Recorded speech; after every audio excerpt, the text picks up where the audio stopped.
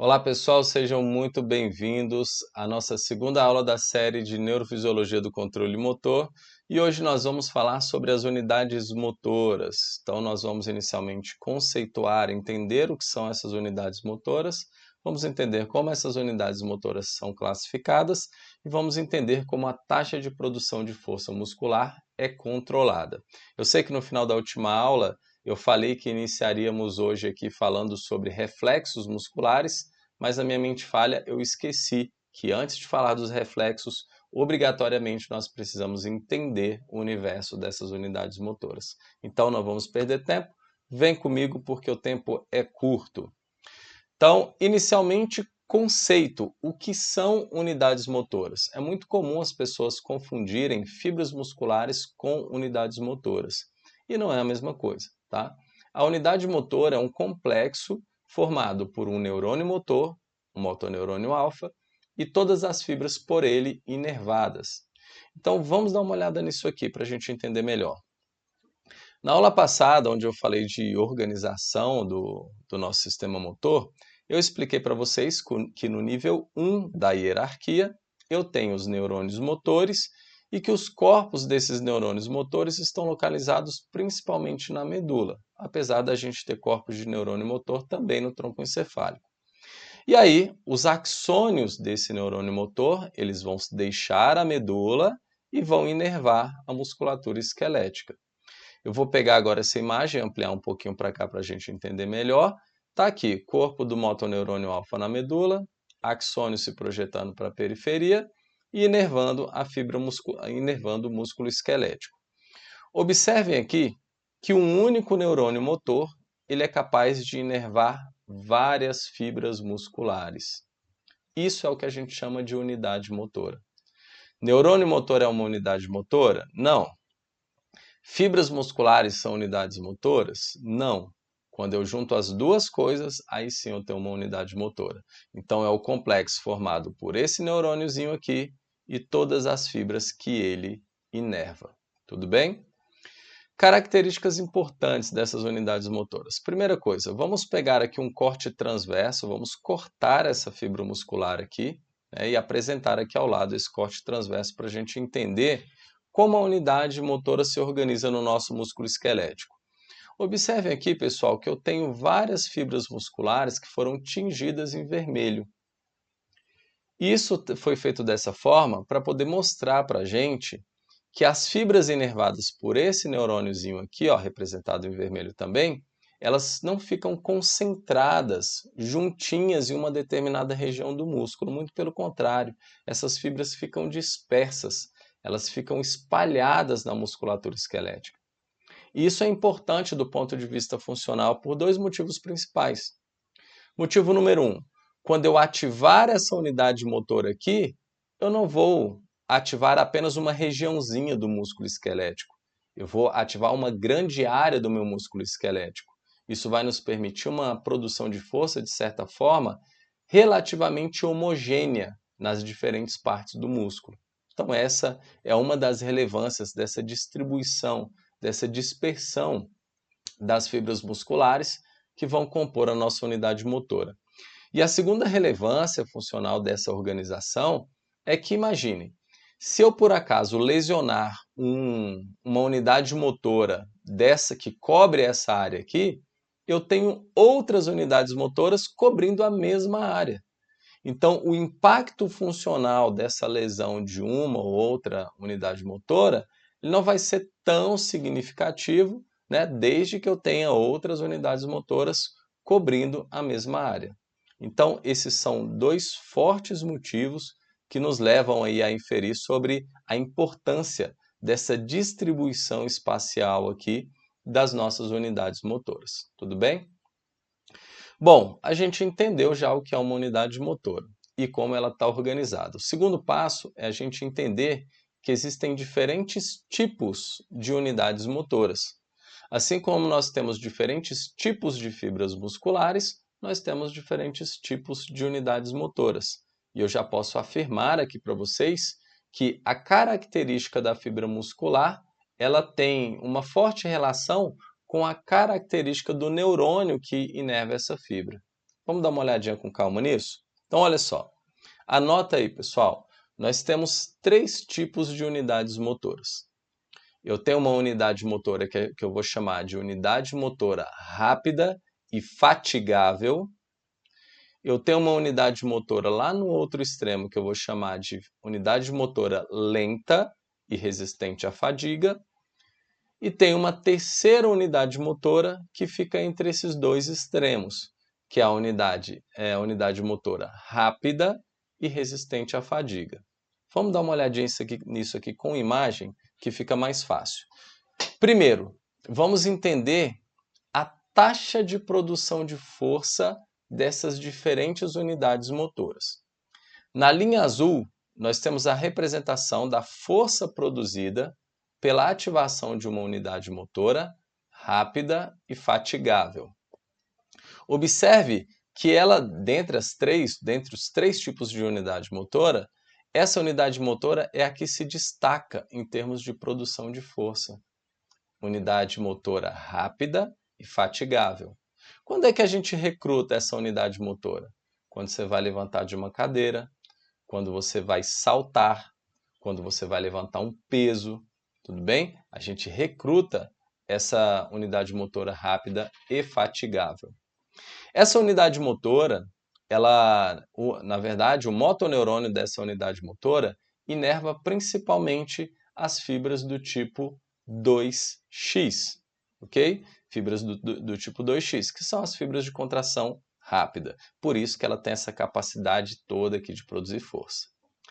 Lá no outro extremo, representado aqui em roxo, nós temos as fibras lentas e resistentes à fadiga. Observem que quando eu ativo essa unidade motora lenta e resistente à fadiga, a produção de força dela é muito limitada. Então essas fibras aqui têm baixa capacidade de produção de força. Mas, como eu falei, olha o nome, elas são lentas e resistentes à fadiga. Então, apesar de apresentarem uma baixa taxa de produção de força, são fibras que conseguem manter o seu grau de tensão por um período prolongado, como a gente vai ver daqui a pouquinho. Por enquanto, vamos continuar falando da força. Então, nós vimos que a unidade motora rápida e fatigável produz uma alta taxa de força, enquanto a fibra lenta e resistente à fadiga produz uma baixa taxa de força. Agora, entre os dois extremos, eu tenho as fibras rápidas e resistentes à fadiga. Então, são fibras que não produzem, ou unidades motoras que não produzem uma alta taxa de força, mas que essa taxa de força é maior que das fibras lentas. Então, é uma taxa de produção de força maior que as unidades motoras lentas, porém menor que a das unidades motoras rápidas e fatigáveis. Por isso, elas ficam aqui em nível intermediário. Tranquilo? Então, esse primeiro quadrinho, ele simplesmente mostrou para a gente a capacidade de produção de força de cada um dos 3 tipos de unidades motoras. Unidade motora rápida e fatigável, unidade motora lenta e resistente à fadiga e unidade motora rápida e resistente à fadiga. Legal, então esse primeiro quadrinho ele falou de um único abalo, de uma única ativação da fibra da unidade motora. E se eu persistir na ativação dessas unidades motoras? Se eu fizer uma ativação atrás da outra, né, ativações consecutivas dessas unidades motoras, o que acontece? Por quanto tempo elas conseguem permanecer nessa produção de força específica? Então vamos dar uma olhada. Isso está representado por meios diferentes, mas ilustrando a mesma coisa na figura B e na figura C. Eu vou direto na figura C porque ela está mais didática. Quando eu ativo essas unidades motoras de forma consecutiva, observem que na unidade motora rápida e fatigável, eu tenho uma alta produção de força, mas logo continuo insistindo, estimulando essas unidades motoras, mas logo elas entram em fadiga. Por isso elas são rápidas e fatigáveis. Alta produção de força, mas essa alta produção de força não dura por muito tempo. Por isso que eu falei que são fibras utilizadas para você levantar um peso, para saltar, Então, são condições onde você precisa de uma produção rápida de energia, mas, por outro lado, você não precisa manter essa produção de força por um período prolongado. Lá no outro extremo, eu tenho as fibras lentas e resistentes à fadiga. Observem que, ao contrário da primeira unidade motora que eu apresentei, eu vou produzir a força, é uma produção baixa de força, nós vimos, mas vejam que eu consigo passar um período prolongado sem ter queda no desempenho ou queda na produção de força dessas fibras. Unidades motoras lentas e resistentes à fadiga. Em que situação a gente ativa essas unidades motoras? Quando a gente precisa das fibras do tipo 1, fibras de resistência. O melhor exemplo que nós temos aqui é do controle postural. Então você consegue ficar, mantendo sua postura, por exemplo, consegue ficar em pé ou caminhando, até mesmo caminhando, por um período prolongado, 50, 60 minutos, 120 minutos. E vejam, você consegue manter a postura nessa situação. Então, isso significa que você está ativando fibras musculares que são capazes de resistir à fadiga. Então, nós vamos chamar essas unidades motoras de unidades motoras lentas, porque ativam fibras de contração lenta, e resistentes à fadiga, porque conseguem manter sua atividade contrátil por um período prolongado. E entre os dois extremos aqui, nós temos mais uma vez as fibras rápidas e resistentes à fadiga. Então, são fibras que conseguem produzir uma alta taxa de força e que são menos fatigáveis do que as unidades rápidas e fadigáveis, mas não são tão resistentes quanto as fibras lentas. Então, vejam que a taxa de perda de força ela é menos expressiva quando eu comparo com as rápidas e fatigáveis. Então, ela é também uma fibra rápida, mas ela resiste à fadiga melhor do que a rápida e fatigável. Por outro lado, ela não tem a mesma capacidade de resistir à fadiga do que as fibras do tipo lenta ou as unidades motoras lentas, conforme a gente pode observar didaticamente nessa imagem. Tranquilo, moçada? Bora resumir isso aqui? Unidades motoras rápidas e fatigáveis produzem uma alta taxa de força, mas essa taxa de produção de força cai rapidamente. Unidades motoras lentas e resistentes à fadiga, baixa produção de força, mas conseguem manter essa produção de força por um período prolongado. E as rápidas resistentes à fadiga, que estão entre os dois extremos. Beleza? Bom, outro ponto importante da gente entender é a organização em termos de ativação dessas unidades motoras. Existe uma ordem de ativação dessas unidades motoras que nós chamamos de princípio do tamanho. O que significa isso, pessoal? Vamos imaginar aqui, tá, uma situação crescente de resistência, de carga que eu tenho que suportar. Então, eu começo com cargas bem leves e aos pouquinhos eu vou aumentando a carga que um determinado músculo precisa sustentar. Lá nas cargas bem leves, eu começo ativando as fibras as unidades motoras lentas e resistentes à fadiga. Elas são as primeiras a serem ativadas. Conforme eu vou aumentando a necessidade de produção de força, aí eu vou recrutando as unidades motoras rápidas e resistentes à fadiga, e quando eu aumento demais a necessidade de produção de força, eu vou ativar ou vou recrutar as unidades motoras rápidas e fatigáveis. Então vejam que existe uma ordem na ativação dessas unidades motoras que respeita o tamanho das unidades motoras, por isso o princípio do tamanho. Inicialmente, a gente vai recrutar as unidades motoras menores, que são as unidades motoras lentas, são as menores unidades motoras. Depois, eu vou recrutar as intermediárias, que são as unidades motoras rápidas e resistentes à fadiga. E, por último, eu vou recrutar as maiores unidades motoras, que permitem a maior taxa de produção de força, que são as unidades motoras rápidas e fatigáveis, ok?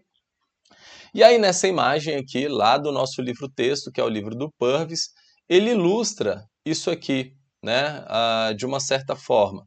Então vejam, para simplesmente se manter em pé, eu vou ativar as fibras lentas e resistentes à fadiga.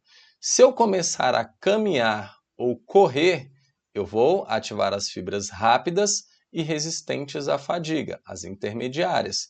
Agora, se eu resolver saltar, e aqui o galope, porque a gente está considerando animais, tá? Então, se a gente resolver aqui, por exemplo, saltar, aí a demanda aumenta. Então, eu vou ativar as fibras ou unidades motoras rápidas e fatigáveis. Então, vejam que eu vou recrutando fibras musculares ou unidades motoras de acordo com a necessidade de produção de força. Em baixas necessidades de produção de força, unidades motoras lentas, em altas demandas de produção de força, as rápidas e fatigáveis. E entre os dois extremos, eu vou recrutar as unidades motoras rápidas e resistentes à fadiga. Beleza, moçada? Qualquer dúvida, deixa aí no chat pra gente. Bom, um outro fator importante que influencia diretamente a taxa de produção de força de uma unidade motora é a frequência de disparos. O que é isso, professor? Bora lá. A gente aprendeu na primeira aula, né, que o corpo do neurônio motor está lá na medula e ele recebe influência tanto da periferia quanto dos centros superiores. Ou seja, é o meu córtex falando, o neurônio motor, ativa aquela fibra muscular para mim, ou aquelas fibras musculares para mim, ok? E aí é o seguinte, quanto mais informações esse neurônio motor receber, mais força ele vai produzir. De novo, quanto maior for o número de informações que esse neurônio motor recebe, mais força essa unidade motora vai produzir. Bora entender isso aqui? Então, olha só, situação A, tá? Eu tenho um disparo de potencial de ação dessa unidade motora, gera uma força. Então, promova a contração das fibras musculares e gera uma determinada força. Depois eu vou e dou outro disparo, excito esse neurônio de novo, gero força mais uma vez. Mas observe que existe um tempo de intervalo entre um estímulo e outro.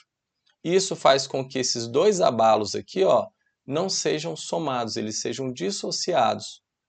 Mas, por outro lado, se eu excitar o meu neurônio motor 3 vezes consecutivas, ou seja, fazendo com que ele dispare 3 potenciais de ação de forma consecutiva e em um curto intervalo de tempo entre eles, olha o que acontece com a taxa de produção de força dessa unidade motora. Então, ela produz força.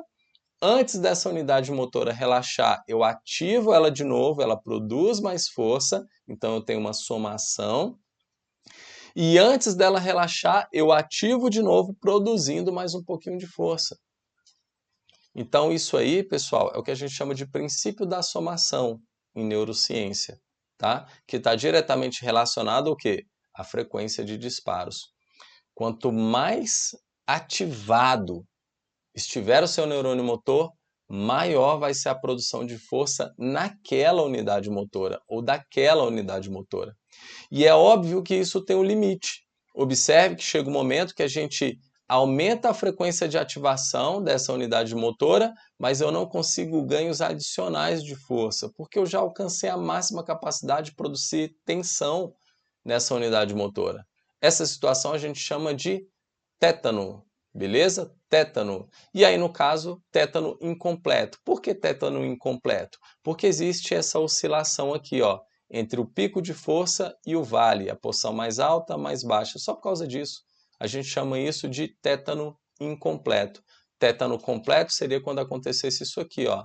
Então, eu aumento a produção de força na minha unidade motora e ela se mantém 100% constante, linear. O que não acontece no nosso músculo esquelético. No nosso músculo esquelético, nós temos tétano incompleto. Beleza, turma? Então é isso. Resumindo esse painel aqui, quanto maior for a frequência de disparos do neurônio motor, quanto mais potenciais de ação ele gerar por intervalo de tempo, maior será a taxa de produção de força dessa unidade motora. Quando essa unidade motora alcança o seu ápice de produção de força, a gente diz que aquele músculo entrou em tétano, beleza? É importante a gente entender isso para a gente entender, inclusive, alguns métodos de treinamento, como a potencialização pós-ativação. A gente vai falar disso em um outro momento aqui no nosso curso de Neurofisiologia do Controle Motor. Muito bem, pessoal. Então é isso. Por hoje é só. Eu acho que missão cumprida, né? Nós entendemos o que era uma unidade motora, como essas unidades motoras estão organizadas, como elas são classificadas e as diferentes variáveis que influenciam a produção de força de uma unidade motora. Agora sim, na próxima aula nós começamos a falar sobre os chamados reflexos musculares. Depois que a gente falar dos reflexos musculares, aí a gente entra no universo da contração muscular voluntária. Ainda tem muita coisa para a gente discutir. Espero que vocês estejam gostando. Lembrando, mais uma vez, pode tirar dúvida lá na nossa área de membros, lá na Hotmart. Alguns têm acesso também à possibilidade de tirar dúvidas pelo WhatsApp, então é um grupo específico. E vocês também têm acesso ao material em PDF com um resuminho, né, dessas aulas, que vai ficar disponível aqui para vocês, beleza? Por hoje é só, valeu e até o próximo encontro.